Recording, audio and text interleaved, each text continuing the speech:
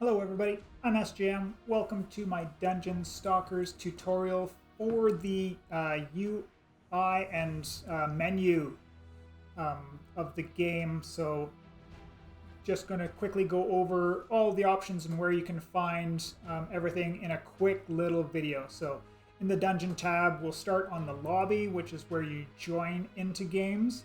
You can choose your server here and you can choose your mission and game mode. Clicking on this one, there's 4 different options. If you're playing alone, make sure you click on the solo prison dungeon.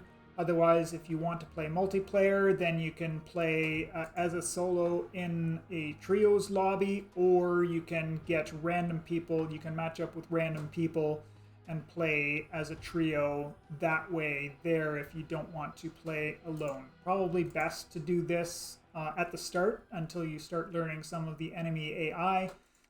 But otherwise, if you're a solo player, you can go into the prison dungeon solo, and then you get a side quest. Finishing side quests will give you some crafting materials, and they have different objectives. Obviously, you just have to read, and you'll figure it out when you're in game what each of these is asking you to do. Nothing too fancy there, but just do that. And then we've got the exploration mission, prison dungeon solo. Click this button, we'll join a pre-lobby, and then eventually into the game once the pre-lobby is finished. Loadout is your inventory and storage. Your stats are over here, as well as a description of all of your skills, as well as the buttons that they're tied to. And there's some things in there, but nothing super easy. Train is the biggest one. This is where you can buy and assign your passive skills. So you don't start with any passive skills, but as you level up, you'll get, or as you extract and sell items, you'll get money and crafting materials, because to open this passive skill, I would need 2 of these crafting fragments and 3,600 gold to be able to unlock that passive and then assign it over there. You can also, you start with 3 active skills, and then each character has 3 other active skills that you can unlock. These don't cost additional materials, just a gold cost. And then you can assign them down in your active skills here. The active skills can be upgraded as well. You click on the set perk button, and then tier 1 doesn't require any level threshold, but for tier 2 you need to be at least level 10, so I'll be there soon. And then for tier 3 it will require level 20, which will probably take me the better part of the entire playtest to be able to get to. But when we get there, we do get some powerful effects. So these likewise cost crafting materials and gold. So there is quite a bit of gold sink in the game. So not to worry about having too much gold. Stalkers, you can choose your different characters here. So there's 6 characters available off the hop, and then once you've completed login for 7 days, you get access to the 7th character there, which is the new one. Rank just shows your ranking. You get points by doing these items here. You can lose points if you kill an ally party member. But once you get a certain threshold of points, you'll rank from X1 to X0 or go up. So once I hit bronze 5, then when I complete bronze 5, I'll go up to silver 1. And then there's 5 stages in each category there. Shop is just for buying basic items. It only has an inventory of 1 item, but a refresh time of 2 hours.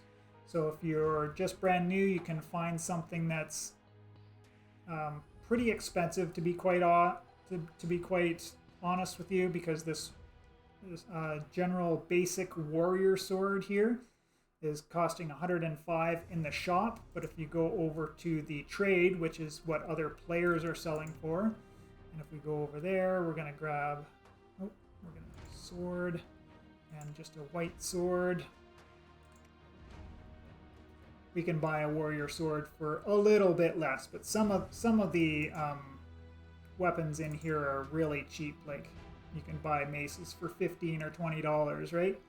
For gold. So that is what it is. If you want to sell items, you'll go over to the sell tab here. What you want to sell, you put in there. You can also right click it in and out. It will give you a little bit of information. So the lowest price of a similar item. Notice that I don't think it takes into effect the modifiers that are on the item. So if this one was a magical item and had a modifier, it doesn't consider the modifier. It just considers that there is a modifier. So there might be one that's better suited for certain characters or maybe completely useless for other characters.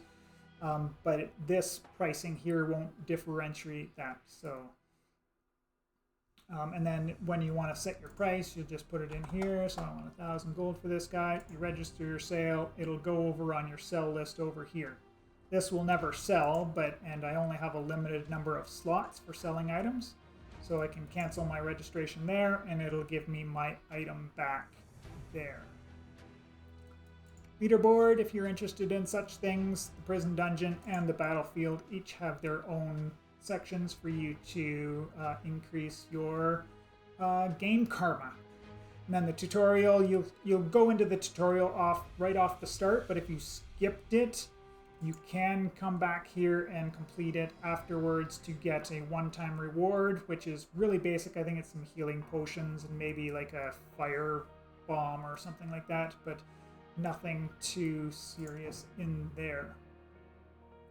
That's it for the overview of the menu system and the UI for now. I will do another video going through a dungeon and give some survival tips and tricks for people starting out in there. I appreciate you all for checking out the video, and we will see you in the next one.